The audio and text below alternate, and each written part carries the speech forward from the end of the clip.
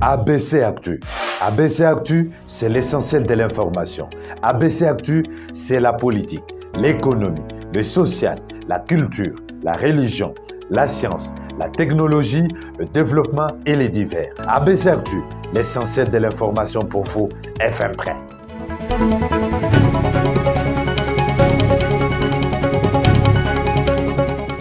Bienvenue à tous. Toute l'actualité de la République démocratique du Congo, c'est après ceci. Il révèle être faux le dire selon lequel la cargaison de 27 000 tonnes métriques de carburant serait de mauvaise qualité. Didier Boudimou, ministre des Hydrocarbures, parle de manipulation. Éléments à suivre dans ce journal. Faire l'état des lieux de la JR Kinshasa, c'est le motif de la rencontre des jeunes au sein du parti. Réunion présidée par le coordonnateur national Jacques Ndala. Éléments à suivre dans ce journal.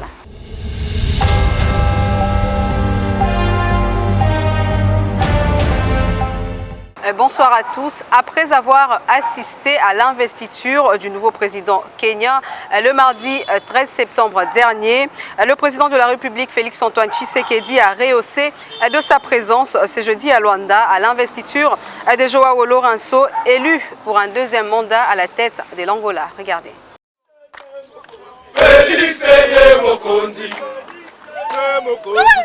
Le MPLA a remporté les élections du 24 août 2022 avec 51% de voix, suivi de l'UNITA crédité de 43,95%.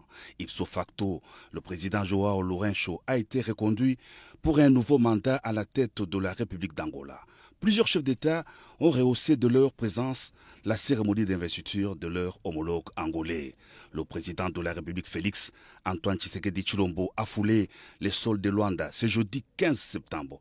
Après le cérémonial d'accueil à l'aéroport, le cortège présidentiel s'est ébranlé vers le centre-ville pour une brève escale à l'hôtel avant l'événement du jour.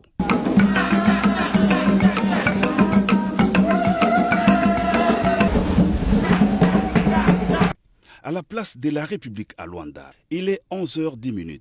Sous un grand soleil, le protocole d'État annonce l'arrivée des chefs d'État et des différents autres invités d'OMAC. Le président Félix-Antoine Tshisekedi Tshilombo, président en exercice de la CEAC et de la SADC, est installé à la tribune d'honneur, entouré de ses pairs, le chef d'État, qui ont effectué les déplacements de Luanda.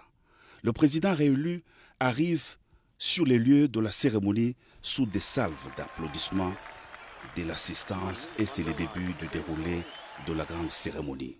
Tout commence par une pensée pieuse en mémoire de feu l'ancien président José Eduardo dos Santos. Aussitôt après, Joao Lourenço a été investi comme président de l'Angola par la Cour constitutionnelle pour un nouveau mandat de 5 ans. C'était ensuite au tour de Mme Esperança da Costa de prêter à son tour serment en tant que vice-présidente de la République d'Angola. Dans son discours d'investiture, le président réélu a réitéré son engagement de respecter la Constitution de la République, de promouvoir l'unité de la nation, la paix, la démocratie et le progrès social pour tous les Angolais. Le président Joao Lourenço a salué le patriotisme et le civisme de la population et le MPLA pour sa réélection. Il a promis la poursuite des grands projets d'infrastructure avec la construction des aéroports, des ports et centrales hydroélectriques, l'amélioration des conditions de vie des jeunes, l'augmentation des exportations et la stabilisation de l'économie nationale. Le président Joao Lourenço est aussi le président en exercice de la CIRGL.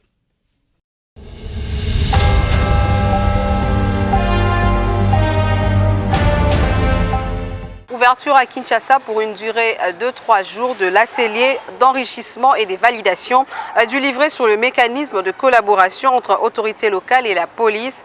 Ces assises qui se clôturent ce vendredi ont eu pour objectif de permettre aux participants une meilleure connaissance du contenu du livret. Regardez. Un atelier d'enrichissement et des validations du livret sur le mécanisme de la collaboration entre autorités locales et la police s'est ouverte mercredi à Kinshasa, à l'immeuble territorial territoriale Tembe na Tembe. Participant à ces assises, cadres, inspecteurs, experts de la territoriale en particulier du Sud Kivu et de la police nationale congolaise, les travaux ont été lancés par le vice-ministre de l'Intérieur, Sécurité, Décentralisation et Affaires coutumières au nom du vice-premier ministre des tutelles empêchées. Ceci est organisé pour permettre aux participants d'avoir une maîtrise du livret afin de contribuer au changement de la police, a expliqué à l'inspecteur général ad intérim de la territoriale. Cet atelier, j'ose bien l'espérer, va permettre aux cadres et experts de la territoriale et de la police nationale congolaise d'avoir une meilleure connaissance du contenu du livret à l'usage des autorités locales et celles de la police nationale congolaise, d'améliorer son contenu en y apportant des éléments additifs et correctifs appuyés par les textes légaux régissant le secteur de la sécurité publique. Ces livrets est une inspiration de la province du Sud Kivu, a précisé le ministre provincial de l'Intérieur. Prenant la parole à son tour, le vice-ministre de l'Intérieur, Jean-Claude Molipe Mandongo, a ouvert le dit travaux.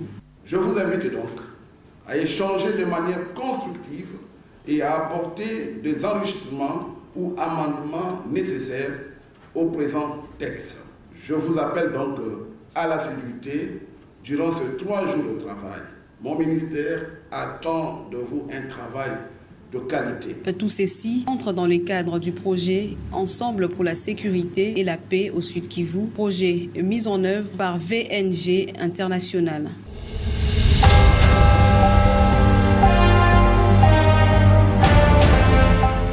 Dans l'actualité également, en consultation politique depuis le lancement de sa lettre ouverte adressée à la République où il dénonce la mégestion du pays, les membres de la plateforme Mbonda pour les changements ont été reçus par le bureau de la CIME en son siège.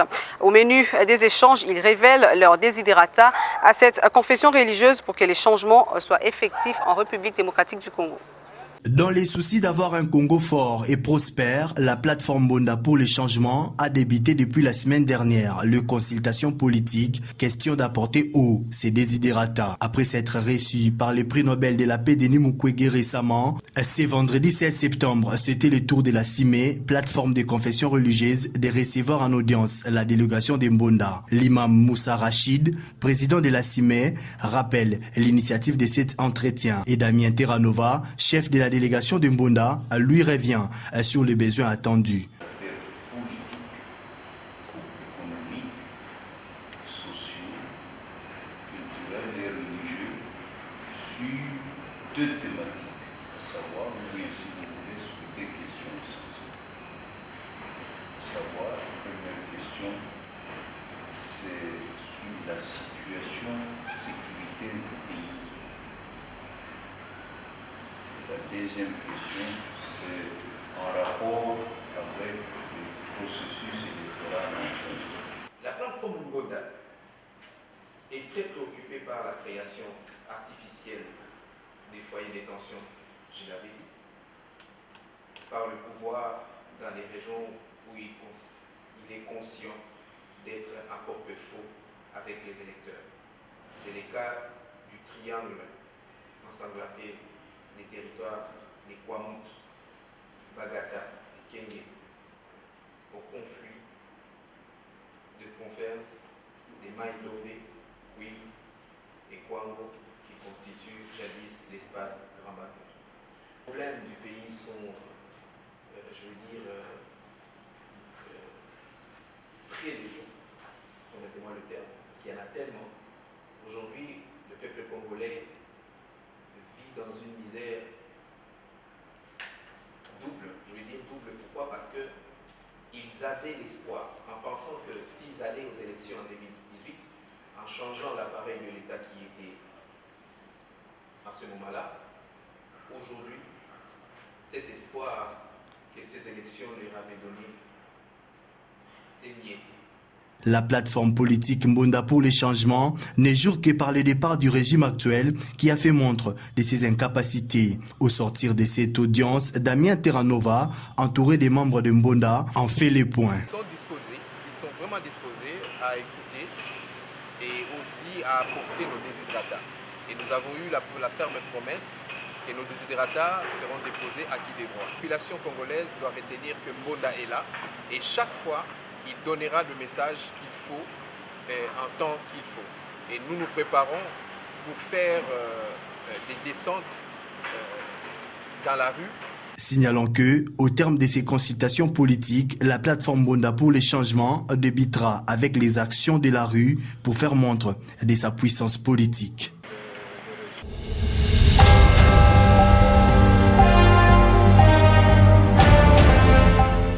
Les communicateurs des Ensembles pour la République ville-province de Kinshasa étaient ce jeudi 15 septembre 2022 autour de Michel Boutangazi, directeur de cabinet de Maître Laurent Onyembe, secrétaire national en charge de communication et médias. Urbain Kabeï pour le reportage.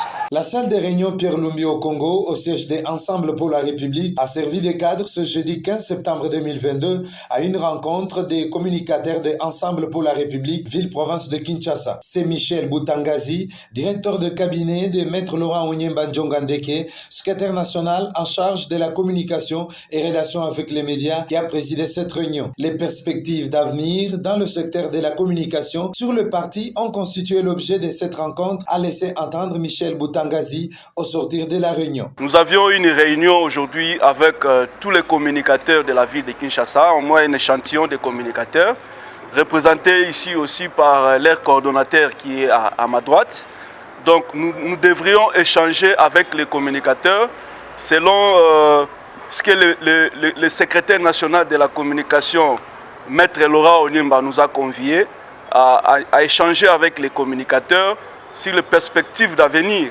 Il faudrait donc, dans les jours qui viennent, nous devrions organiser une formation des communicateurs sur notamment l'idéologie du parti, le parcours du président Moïse Katumbi Chapwe, mais aussi sur beaucoup d'autres aspects liés aux enjeux électoraux, mais aussi la moralisation de la jeunesse Ensemble pour la République, animée par le coordonnateur national Jacques Ndala, les patriotes résistants. Donc, c'est ça qui avait fait l'objet de notre réunion aujourd'hui que nous avons tenue pour la première fois avec les communicateurs de Ensemble. On dit première fois sur le plan officiel, mais il y a des réunions que nous tenons toujours chaque fois. Alors aujourd'hui, nous avons tenu cette réunion officiellement par rapport à des grandes activités que nous sommes en train de prévoir dans les jours qui viennent. Ces chevronnés en communication sont constitués, entre autres, des tuteurs de première classe, des youtubeurs de premier rang et spécialistes des médias en ligne pour relayer et partager les éléments d'information des Ensembles pour la République et de son président Moïse Katumbi Chapwe.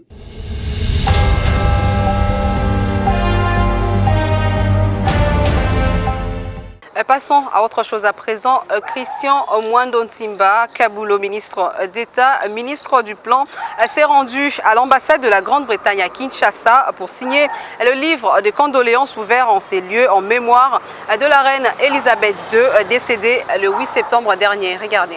Depuis l'annonce du décès de la reine Elisabeth II le 8 septembre 2022, un livre de condoléances a été ouvert à l'ambassade de la Grande-Bretagne à Kinshasa. Mardi 13 septembre 2022, le ministre d'État et ministre du Plan Christian Mwando Nsimba Kabulo y est allé pour présenter les condoléances. Accueilli par la chargée des affaires, il a été conduit droit vers le livre des condoléances dans lequel il a couché quelques phrases. Le Royaume-Uni est un partenaire privilégié de la République démocratique du Congo. Les deux pays entretiennent de bonnes relations de coopération et d'amitié depuis plusieurs décennies. C'est une reine au service de son peuple. C'est un exemple pour nous parce qu'elle a géré, elle a accompagné son pays avec beaucoup d'abnégation. Elle a marqué 2 siècles et elle a marqué notre temps. Et, en tant qu'un ami de l'Angleterre, de la Grande-Bretagne, je me devais de venir présenter mes condoléances et marquer notre présence en tant qu'amis de la Grande-Bretagne. Décédée à 96 ans après 70 ans de règne comme monarque de la Grande-Bretagne, la reine Elisabeth II a marqué plusieurs générations. L'annonce de sa disparition a été un choc pour toute la planète.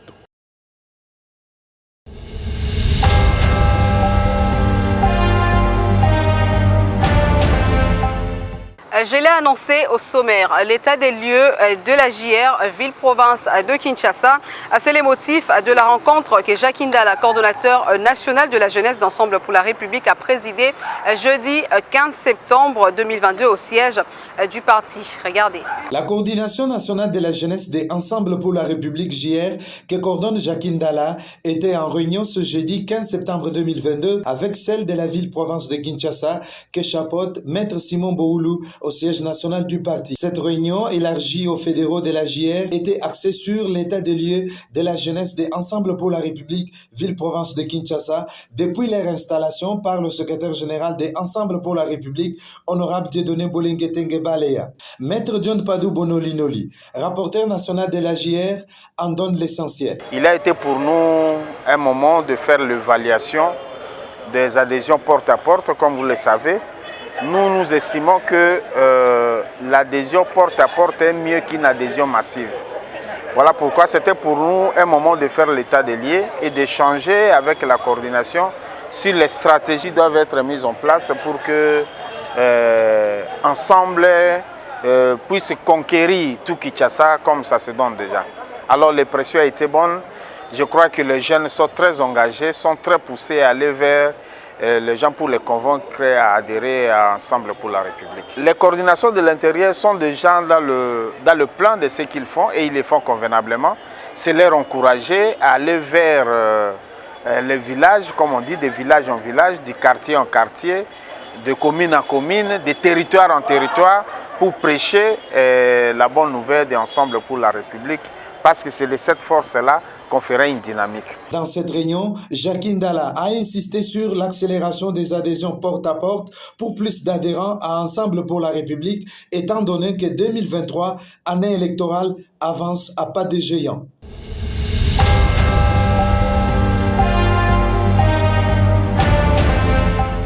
Récupération politique, manipulation de la population. Les gens veulent discréditer le gouvernement, la personne de Didier Boudimbu. Les carburants dont la RDC s'est procuré et des bonnes qualités aussi. Le kérosène sont depuis à la disposition de compagnies pétrolières. Le raison de report de vol ne doivent plus être liés au manque de produits. Didier Boudimbu, ministre des Hydrocarbures, réagit une nouvelle fois sur tout ce qui s'est dit sur cette crise. Suivez. J'ai appris qu'il y avait encore des vols au niveau national qui étaient annulés, chose qui est quand même un peu compliquée parce que nous avons assez de kérosène pour qu'il y ait tous les vols au niveau national, que ce soit Server, Congo Airways, CAA. Logiquement, ils n'ont plus de raison d'annuler leurs vols en mettant ça en rapport avec le carburant, avec le kérosène.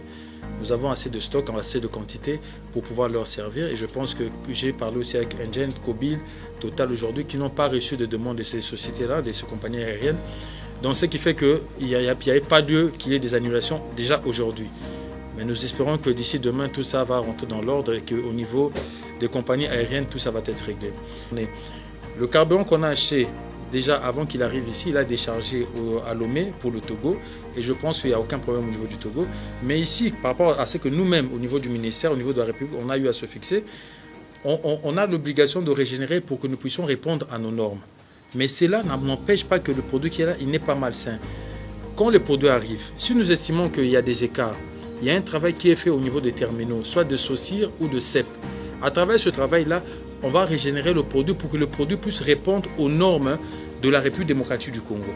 Mais cela ne veut pas dire que si ça ne répond pas aux normes de la République du Congo, ça ne répond pas aux normes du Nigeria ou du Cameroun ou du Togo. Parce que le produit était destiné, si je ne me trompe pas, au Nigeria, ça allait répondre aux normes. Le produit a été déchargé au Togo, il n'y a pas eu de problème de moteur. Mais nous voyons qu'il y a des gens qui sont derrière parce qu'ils veulent déjà faire une certaine propagande d'une crise qui n'existe pas. Parce qu'il y en a qui veulent qu'il faut couper la tête de M. Boudimbu, ou bien il faut couper la tête du gouvernement Samalou Kondé, ou bien peut-être il faut discréditer le chef de l'État et son gouvernement. C'est le travail qui est mis en place. Et nous voyons à quel rythme c'est en train de se passer.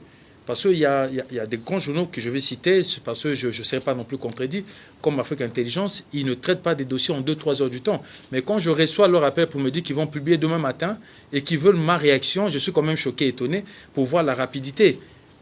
Comment ça peut se passer comme ça, alors que nous savons tous que déjà ce n'est pas un problème, parce que depuis que je suis à la tête de ce ministère, on a réglé ces genres d'histoires plus de 5, 6, 7 fois. Et tous ceux qui sont conseillés autour de cette table ne vont pas me contredire parce que c'est ça la réalité. Et même avant moi, ça a été fait. Donc, en réalité, ce n'est même pas que c'est un problème. Ce n'est pas un problème. L'OCC va parler parce que l'OCC même est choqué et surpris d'apprendre sur les réseaux qu'on puisse dire ce qui est en train d'être dit parce que c'est une note interne. Ils doivent quand même faire un rapport et en fonction de ce rapport-là, pour que nous puissions voir si on va régénérer le produit, on va le traiter ou on ne le traite pas. Nous devons quand même aimer notre pays. Détester M. Boudimbo, si ça vous arrange, ce n'est pas un problème. Mais aimer le Congo. Le ministère des hydrocarbures fait partie du Congo. Si vous cassez ce secteur ici, vous allez casser l'économie de ce pays. Vous allez empêcher le peuple de pouvoir manger, le peuple de pouvoir se déplacer. Ne cassez pas ce secteur. Si le problème c'est Boudimbo, attaquez-vous à moi. Mais n'attaquez pas ce secteur, ne discréditez pas tous nos partenaires. Que ce soit l'OCC, que ce soit la SOCIR ou CEP ou même Petrocam. Quand on a appelé qui est venu rapidement pour nous secourir, pour que nous puissions sortir de ce problème-là, on va le discréditer. Pour quelle raison? Alors que le même produit est au niveau du Togo, de Lomé. Pour quelle raison? Juste pour essayer d'avoir une tête. Nous devons quand même aimer notre pays.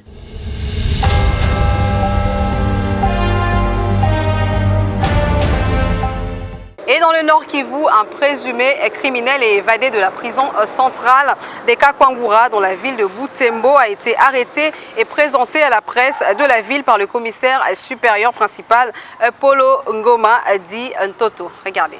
Poursuivi pour vol qualifié, il a été présenté à la presse ce jeudi 15 septembre à Butembo. Lui, c'est Kambale Katiwa Cédric, et qui a été appréhendé par la police nationale congolaise dans la ville de Beni après son évasion. Ces derniers est cité dans un cas de cambriolage enregistré au quartier Moutiri dans la commune de Boulenguera la nuit du 10 au 11 septembre 2022. En dehors de ces forfaits, il serait cité dans plusieurs cas de vol à main armée.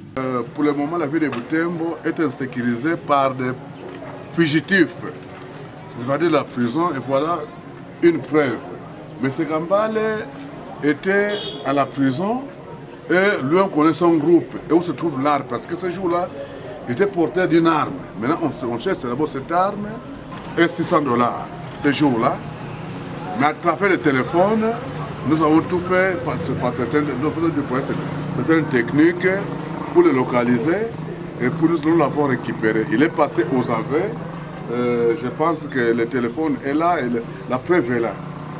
Voilà, il est pour le moment récupéré et doit être retourné à l'auditoire militaire avant de monter à la prison centrale de Kakwangura. Selon les commandants de la police, Kambale Katiwa Cédric a été déféré à l'auditorat militaire de Butembo-Lubero avant d'être ramené à la prison de Kakwangura. La population du coin est appelée à dénoncer toute personne qui serait complice à ces malfrats, mais également à coopérer avec les forces de l'ordre pour mettre fin à ces phénomènes.